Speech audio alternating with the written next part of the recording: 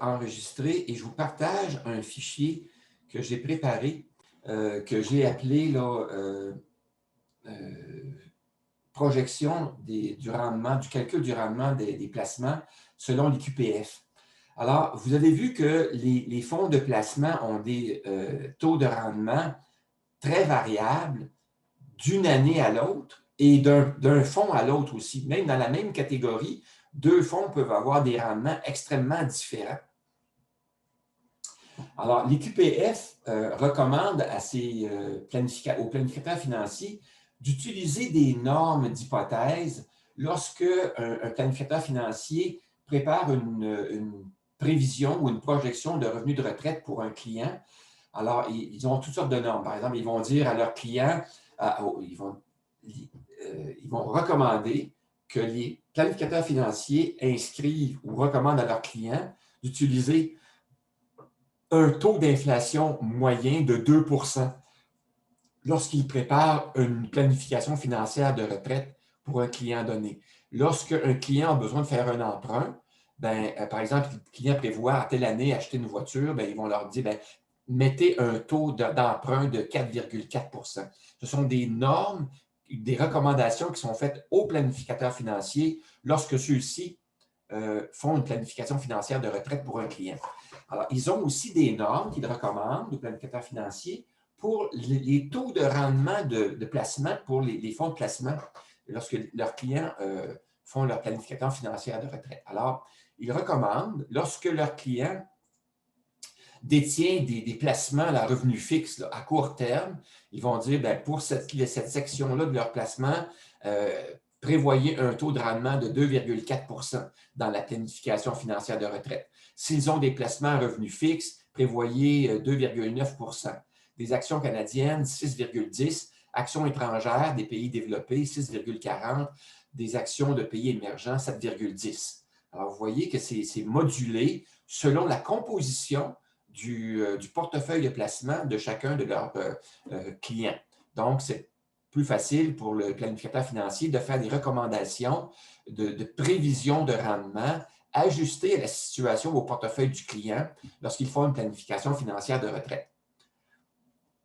Pour ce qui est des taux de rendement des placements selon le type, je ne sais pas si vous voyez bien, je vais agrandir un peu le format, là, selon le type de placement. Alors, si les fonds de placement détenus par la personne, par le client, sont des fonds de type conservateur, ils vont recommander un taux de placement de 2,8 %, des fonds équilibrés 3,3 %, des fonds dynamiques 3,7 %. Alors, vous voyez que c'est encore là, c'est modulé selon le type de rendement. Mais moi, ce que je peux vous dire, c'est que par expérience, puis vous l'avez sûrement constaté aussi, c'est que deux fonds équilibrés ne donneront pas le même taux de rendement pour une année donnée. Ils vont varier, puis parfois, ça va varier beaucoup, là. La même chose pour les fonds dynamiques. Et la variation, plus un fonds contient une proportion importante d'actions, plus l'écart entre le meilleur fonds pour une catégorie donnée et le pire va être grand. Alors, ça va aller du simple au triple, au quadruple.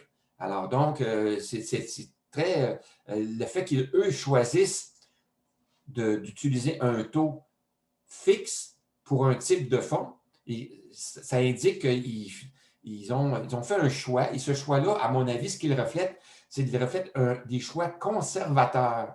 Il ne reflète pas nécessairement la composition des vrais fonds qui ont été vraiment achetés par le client. Si le client a 10 ou 12 fonds, il peut avoir un certain pourcentage qui va être de type conservateur, un certain pourcentage de type équilibré ou d'autres de type dynamique. Et ça va donner un rendement moyen prévu pour ce client-là. Mais par expérience, moi, je peux vous dire que les fonds sont très, très variables. Alors, donc, c'est faire le choix, lorsqu'on utilise les recommandations de l'IQPF, c'est faire le choix d'utiliser des projections, je dirais, conservatrices pour notre planification financière de retraite. Alors, sachant ça, ça vous donne une indication, mais les pourcentages qu'eux vont vous recommander, sachez que ce ne sont pas les vrais taux de rendement moyens que vous avez pour vos vrais placements à vous. vos vrais placements à vous peuvent rapporter plus ou moins que ce qui est indiqué là. Maintenant, Simule Retraite a fait aussi des recommandations aux gens lorsqu'ils font leur planification financière de retraite. Et eux, ils procèdent d'une façon différente. Ils ont aussi l'habitude de faire des recommandations prudentes. Alors, ce qu'ils recommandent, eux, ce n'est pas par placement ou par titre de placement, mais plutôt par type de compte. Alors, ils indiquent, eux, ils recommandent, lorsque un placement est placé dans le REER, ben, prévoyez un taux de rendement de 5 %. Si c'est un placement qui est placé dans le SELI, prévoyez 5 % et pour l'épargne non enregistrée, 3 %. Alors, ce sont les recommandations de Simule Retraite. Mais vous voyez que ça ne tient pas compte que dans le REER, je peux avoir des fonds de placement qui sont équilibrés, conservateurs ou dynamiques, ou même que je peux avoir des actions aussi qui vont rapporter davantage. Eux, ils font des recommandations qui sont prudentes et qui sont générales, moyennes et conservatrices. Alors, si vous utilisez les recommandations de Simule Retraite, ça ne reflètera pas votre réalité à vous, la réalité de votre portefeuille de placement. Alors donc, c'est un petit peu, en tout cas, c'est une façon de faire qui peut être conservatrice. Si vous êtes à l'aise avec ça, vous pouvez l'utiliser. Maintenant, j'ai préparé pour vous une grille qui vous permettrait de faire le calcul à partir des recommandations de l'EQPF. Alors, je vais agrandir un peu la taille des caractères pour que vous puissiez mieux voir. Alors, j'ai placé dans le haut la grille de taux de rendement des placements selon l'EQPF. Alors, pour les 8 catégories qu'ils ont indiquées, alors s'il s'agit de placements à court terme, le pourcentage qu'eux recommandaient à revenus fixes, actions canadiennes, actions étrangères, etc. Alors, les taux qui sont là sont ceux qui sont recommandés par l'EQPF. Et j'ai plus bas, j'ai une grille de calcul du taux de rendement moyen par type de compte bancaire pour une année. Alors, vous pourriez utiliser ce fichier-là et le répliquer une fois pour chacun des comptes bancaires que vous avez. Si vous avez, par exemple, un compte bancaire REER, bien, vous auriez un onglet REER. Si vous avez un SELI, bien, vous pourriez copier ça et indiquer qu'il s'agit de votre SELI. Alors, cette grille de calcul-là pourrait être utile, mais en considérant que vous indiquez le rendement pour une année donnée et c'est sans tenir en compte les retraits et les dépôts. Alors donc, c'est un montant fixe. Par exemple, en date du 31 décembre 2014, quel est le montant des placements que vous aviez et quelle est la description de votre composition de votre portefeuille? Alors, pour, par exemple, le compte épargne non enregistré, imaginons que vous aviez 9 placements, 9 titres de placement. Vous inscrivez donc la possibilité d'inscrire sur chaque ligne un placement. Exemple, vous aviez de l'épargne à terme. Alors, l'épargne à terme, le taux de rendement qu'on vous avait indiqué lorsque vous avez acheté votre épargne à terme est indiqué sur votre certificat. Alors, donc, vous pouvez indiquer le taux que vous aviez à ce moment-là, qui était indiqué, par exemple, à 2,1 % pour l'épargne à terme 1, puis vous avez acheté un autre épargne à terme à un autre moment donné qui, lui, était de 1,8 %. Mais le montant de chacun des placements est indiqué dans la colonne E. Ensuite, le pourcentage du compte, donc le 10 000 par rapport à l'ensemble, 90 000 au total, ici, ça représente 11 %. Et le numéro du type de placement selon la grille qui est indiquée dans les types de placement. Alors, l'épargne à terme, c'est le placement numéro 1. Alors, j'ai inscrit numéro 1 ici, qui est un placement à court terme. Alors, la recommandation de l'EQPF était de 2,4 %. Donc, le rendement total espéré pour cette année-là est de 240 $. Alors, vous voyez que même si le taux de rendement qui était inscrit sur votre certificat de placement, c'était 2,1, l'EQPF prévoyait un rendement de 2,4. Alors, vous voyez qu'il y a un écart. L'autre, c'est 1,8. Il y a encore un écart. Alors, vous voyez que la suggestion de l'EQPF n'est pas nécessairement le reflet de la vraie composition de votre portefeuille à vous. Alors donc, ça va vous aider peut-être à reconsidérer ou à évaluer ou à refaire un peu l'exercice de calcul en l'adaptant à votre portefeuille de placement. Alors, dans l'exemple qui est ici, le placement numéro 3, c'était une obligation d'Hydro-Québec qui rapportait 2,5. Alors, c'était du revenu fixe. Donc, le type de placement numéro 2, revenu fixe, 2,9. Alors, le taux est indiqué ici, même si vous aviez 2,5. Alors, vous voyez, c'est un petit peu ça. Autre placement, le placement numéro 4, qui est des actions de la Banque Toronto Dominion, TB, ou j'aurais dû indiquer TD, Toronto Dominion. Alors, un placement de montant de 10 000 placement de type numéro 3 parce qu'il s'agit d'actions canadiennes, 6,1 %. Mais est-ce qu'elles vous ont vraiment rapporté 7,1 % l'année suivante? On ne sait pas. Mais c'est ce que l'IQPF recommande. Alors donc, le taux, en indiquant le chiffre 3 ici, bien, il vous donne le montant, il vous l'inscrit. Alors, c'est très simple à utiliser, comme vous pouvez voir, et ça vous donne le taux de rendement moyen selon la composition de votre portefeuille, en indiquant chacun des portefeuilles, en inscrivant les énoncés des placements, la description de vos placements, et en indiquant le numéro approprié. Alors, donc, ça va vous recopier l'information sur les taux de rendement qui sont prévus par l'IQPF et le taux moyen. Et il faut que vous considériez aussi que le montant de vos placements est important dans le calcul du taux moyen. Alors, ici, on a tous des placements qui sont de même valeur, 10 000 $.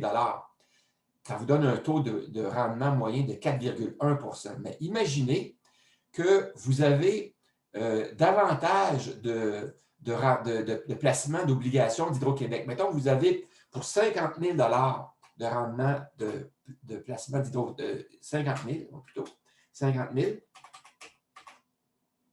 Donc, ça va correspondre à 38 % de votre portefeuille de placement. Les autres vont avoir réduit en pourcentage, mais ça vient de réduire le taux de rendement parce que les obligations d'Hydro-Québec sont des obligations qui sont cotées comme étant du revenu fixe à 2,9 % alors que vous avez d'autres placements qui, eux, rapportent davantage. Donc, ça vient réduire votre taux de rendement moyen.